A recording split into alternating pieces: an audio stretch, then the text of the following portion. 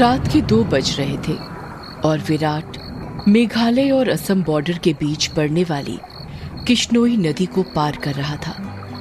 दूर दूर तक अंधेरा छाया हुआ था। एक गहरे सन्नाटे ने किश्नोई नदी को घेर कर रखा हुआ था और उसी नदी के ऊपर काले बादल मंडरा रहे थे, जिन्हें देखकर ऐसा लग रहा था कि किसी भी पल वो बरसने वाले हैं। नदी में घुटनों तक पानी था जो धीमी रफ्तार के साथ बहे जा रहा था। विराट के एक हाथ में मोबाइल का टॉर्च था तो दूसरे हाथ में साइकिल का हैंडल। विराट पैदल पैदल मोबाइल के टॉर्च की रोशनी के सहारे नदी पार कर ही रहा था कि तभी उसका मोबाइल बजने लग जाता है। विराट फोन उठाते हुए कहता है, हाँ वन्ना बोलो। मोबाइल के अंदर से एक औरत की आवाज सुनाई देती है। कहाँ तक पहुंचे आप जी? किश्नोई नदी तक पहुंच गया हूं वन्ना, बस ये किश्नोई नदी पार की और फिर मैं सीधे तुम्हारे पास। वन्ना की घबराते हुए आवाज सुनाई देती है। क्या कहा? किश्नोई नदी पार कर रहे हो आप? और नहीं तो क्या, अब तुम्हें तो पता ही है कि बंगला मुडा गांव से रोगंका मुचा गांव जाने का एकमात्र यही रास्ता है और वो भी नदी पार करके जाना पड़ता है। आपको इतनी रात में वापस नहीं आना चाहिए था, ग्रेवयार्ड कोठी में ही रुक जाना चाहिए था। आपको पता है ना नदी के पास वो घूमती है। विराट हैरानी के साथ पूछता है, वो घूमती है मतलब? आपको सब पता है पर फिर भी आप जानबूझकर ऐसा बोल रहे हैं ना। माँ जी ने बताया था ना कि नदी पार करते वक्त उसका नाम नहीं लेना चाहिए वरना वो सच में आ जाती है। वंदना, तुम भी ना कहाँ माँ की बातों में आ गई। लगता है माँ ने तुम्हें भी यक्षिणी की कहानी। विराट अपनी बात पूरी करता उससे पहले ही वंदना घबराते हुए कहती है, चुप हो जाओ जी। हे काली माँ, मेरे पति की रक्षा करना और अनजाने में इनसे जो अनर्थ हुआ है उसके लिए माफ कर देना। अब ये कभी उसका नाम नहीं लेंगे। विराट हंसते हुए कहता है, क्या वंदना, तुम भी ना, ये यक्षिणी वक्षिणी कुछ नहीं होती, समझी तुम। ये सब बस मनगढ़ंत बातें हैं जो गांव वालों ने बनाई है और कुछ नहीं। आप नहीं मानते तो मत मानिए, पर मैं तो मानती हूँ। आप ना जल्दी से आ जाइए बस। हाँ वन्ना, आ रहा हूँ, बस ये नदी तो पार कर लूं पहले। अच्छा मैं रखती हूँ। अरे ऐसे कैसे? तुम्हें नहीं लगता तुम कुछ भूल रही हो? मैं भूल रही हूँ? क्या भूल रही हूँ? यक्षिणी के बारे में याद रख सकती हो, लेकिन ये याद नहीं रख सकती कि आज हमारी शादी की सालगिरह है। गलती हो गई जी, माफ कीजिएगा। आपकी फिक्र में तो मैं भूल ही गई थी। विराट मुंह बनाते हुए कहता है, अब भूल गई थी तो उसकी सजा तो मिलेगी तुम्हें। सजा के लिए तैयार रहना। वन्ना प्यार से पूछती है, अच्छा तो क्या सजा देंगे आप? तुम्हारी सजा ये है कि तुम्हें आज रात भर जागना पड़ेगा। वन्ना शर्मा जाती है और शर्माते हुए कहती है, आप भी ना कैसी कैसी बातें करते हैं आप। अरे अपनी पत्नी से ऐसी बातें नहीं करूंगा तो किससे करूंगा। ठीक है, आ जाइए, मैं इंतजार कर रही हूँ आपका, जल्दी आना। वन्ना फोन कट कर देती है और विराट वापस से नदी पार करने लग जाता है।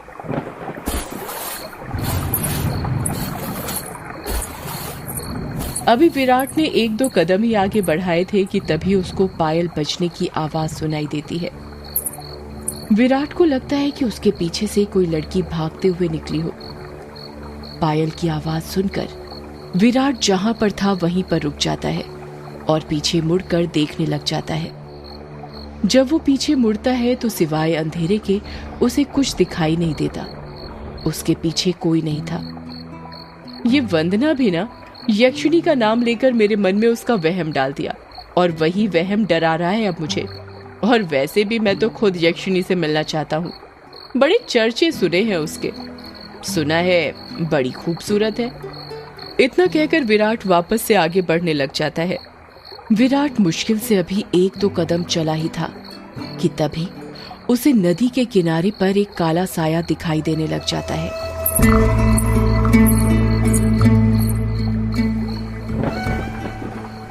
उस काले साए को देखकर विराट के कदम अपने आप थम जाते हैं। साए को देखकर ऐसा लग रहा था कि जैसे वो विराट का ही इंतजार कर रहा था।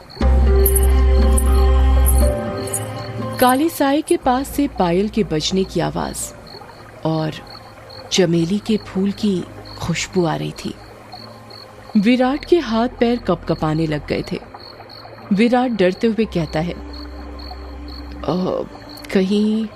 कहीं वंदना की बात सच तो नहीं थी? ये यक्षिणी तो नहीं?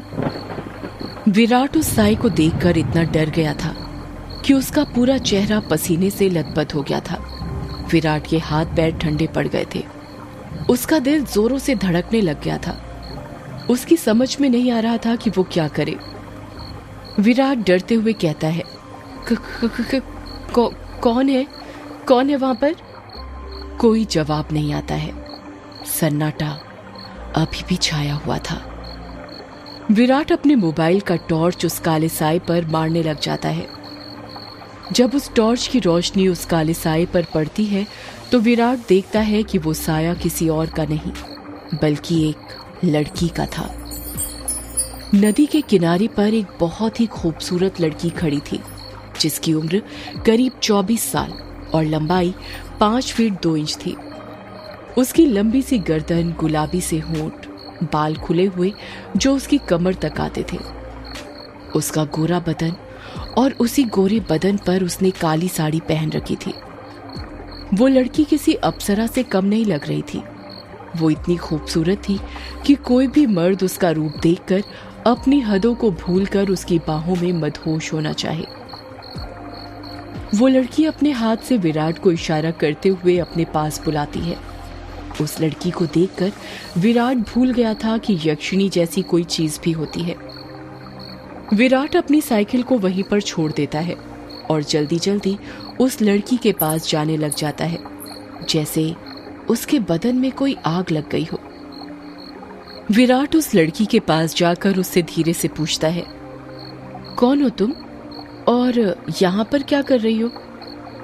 क्या नाम है तुम्हारा? लड़की अपने चेहरे पर मुस्कान लाते हुए कहती है, नाम में क्या रखा है? जो रखा है काम में रखा है। कैसा काम? लड़की विराट की आंखों में देखते हुए कहती है, वही काम जो तुम घर पर जाकर अपनी पत्नी के साथ करने वाले थे।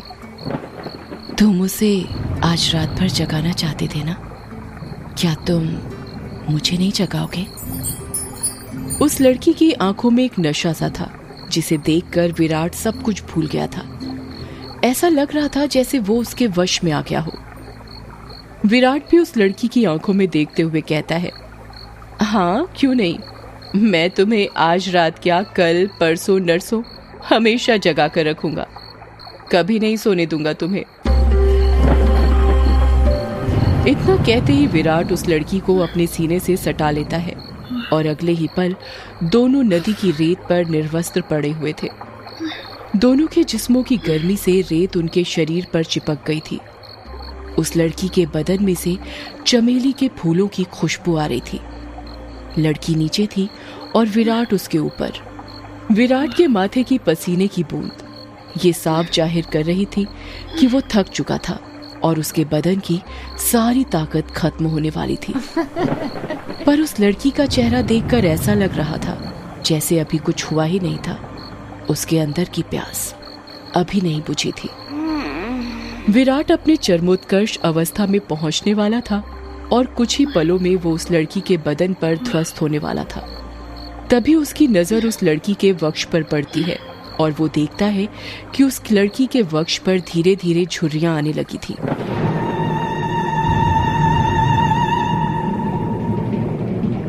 उसके हाथ पैरों की नसें बाहर निकलने लगी थी। उसके बाल काले से सफेद होने लगे थे। देखते ही देखते वो लड़की अचानक से बूढ़ी औरत में तब्दील हो जाती है। ये सब देखकर विराट की आंखें फटी की फटी रह गई थी। उसका गर्म बदन अचानक से ठंडा पड़ गया था। विराट कांपते हुए कहता है, कौन हो तुम? वो लड़की धीरे से कहती है, मैं यक्षिणी, तेरी मौत। ये सुनकर विराट के रोंगटे खड़े हो जाते हैं और वो झट से उससे दूर हटने लगता है। पर उसी वक्त यक्षिणी उसे अपने दोनों हाथों से पकड़ लेती है और कहती है, अभी कहाँ जा रहे हो प्रियतम? मेरी प्यास अभी बुझी नहीं है। तुम तो मुझे कल, परसों, नरसों हमेशा तक जगाना चाहते थे ना? क्या हुआ, थक गए या डर गए मेरा असली रूप देखकर? विराट उसका खौफनाक चेहरा देखकर इतना डर गया था कि कुछ नहीं बोल पा रहा था। उसको यक्षिणी की आंखों में खुद की मौत नजर आ रही थी। यक्षिणी गुस्से में कहती है, वासना की प्यास में तू ये भूल गया कमीने कि तेरी पत्नी वंदना तेरा घर पर इंतजार कर रही है और तू यहाँ पर मेरे साथ? तुम मर्द कभी एक स्त्री से प्यार कर ही नहीं सकते। तुम्हारी हवस कभी खत्म नहीं होने वाली। इतना कहकर यक्षिणी अपना हाथ विराट के सीने पर रख देती है। यक्षिणी के लंबे लंबे काले नाखून थे जो चाकू की तरह पहने थे। विराट डरते हुए कहता है, नहीं नहीं, ऐसा मत करो, जाने दो मुझे। जाने ही तो दे रही हूँ, भोली भेंटोला, भोली भेंटोला। इतना कहकर यक्षिणी अपना हाथ विराट के सीने के अंदर घुसा देती है और उसी वक्त जोर से काले बादल गरजने लगते हैं और बारिश होने लगती है। विराट के शरीर का खून नाखूनों के सहारे यक्षिणी के शरीर में जाने लगता है। जैसे जैसे खून यक्षिणी के शरीर के अंदर जा रहा था, वो वापस से जवान होती जा रही थी। यक्षिणी वापस से अपने पुराने रूप में आ गई थी और विराट का शरीर सूखकर सफेद पड़ गया था। उसके अंदर खून की एक बूंद तक नहीं थी, पर उसकी धड़कनें अभी भी चल रही थी। यक्षिणी अपना मुंह विराट के कान के पास ले जाती है और फुसफुसाते हुए कहती है, राम रो न राम रो, राम रो न राम रो। इतना कहकर यक्षिणी अपना खून से सना हाथ विराट के सीने से बाहर निकालने लग जाती है। जैसे ही यक्षिणी अपना हाथ विराट के सीने से बाहर निकालती है, विराट अपना दम तोड़ देता है, क्योंकि यक्षिणी के हाथ में विराट का दिल था जो सिकुड़ चुका था। अगले ही पल यक्षिणी विराट का दिल लेकर गायब हो जाती है, ठीक उस तरह जिस तरह बारिश की बूंदें होती हैं।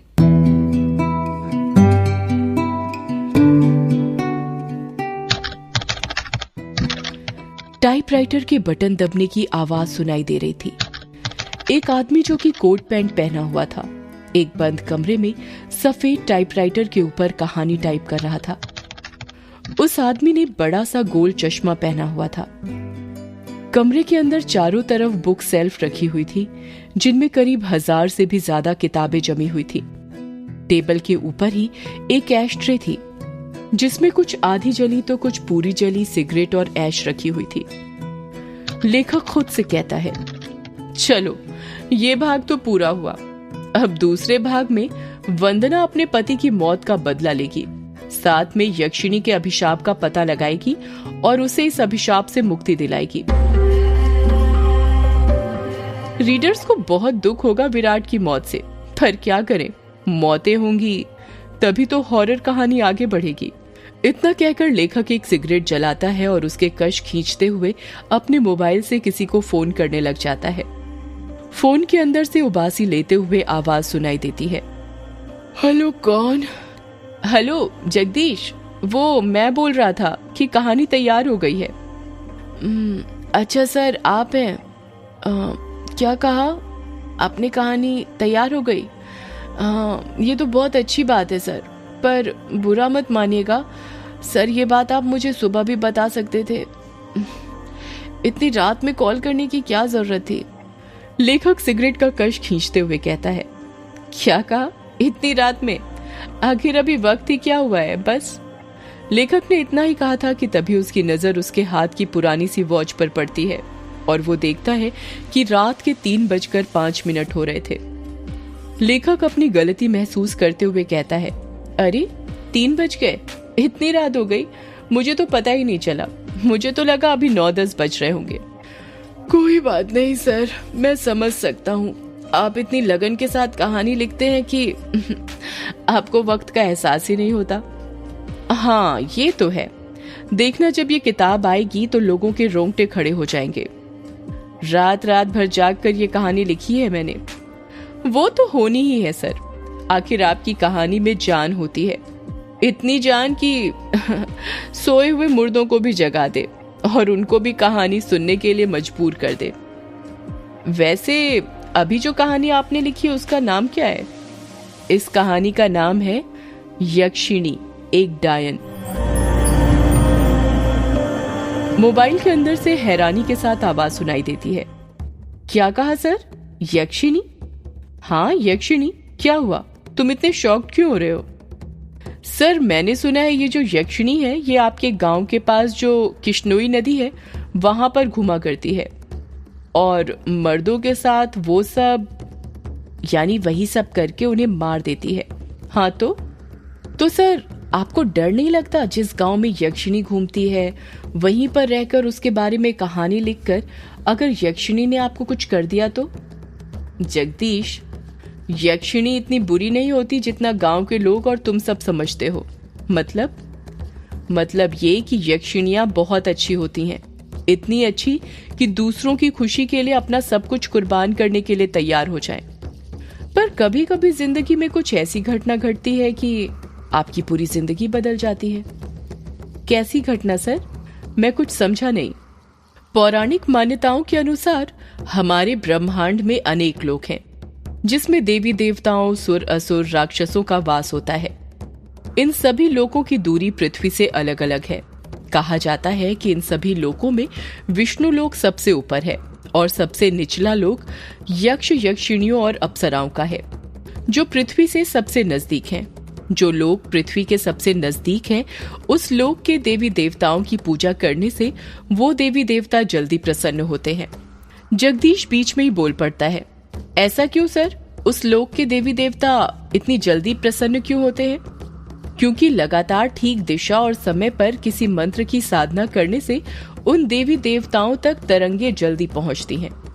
यक्ष यक्षिणियों के लोक में से ही एक यक्षिणी द्वापर युग के अंत में पृथ्वी पर आई थी जिसको एक अभिशाप मिला था, एक ऐसा अभिशाप जिसने उसकी जिंदगी बदल दी थी। कैसा अभिशाप सर? आप किस अभिशाप की बात कर रहे हैं और उसे ये अभिशाप किसने दिया था?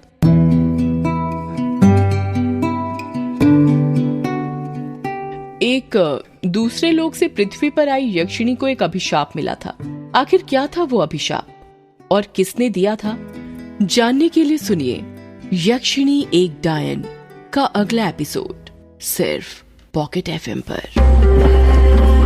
सदियों से है पुरानी ये है यक्षिणी की कहानी। यक्षिणी एक आग है, यक्षिणी तेरा ख्वाब है।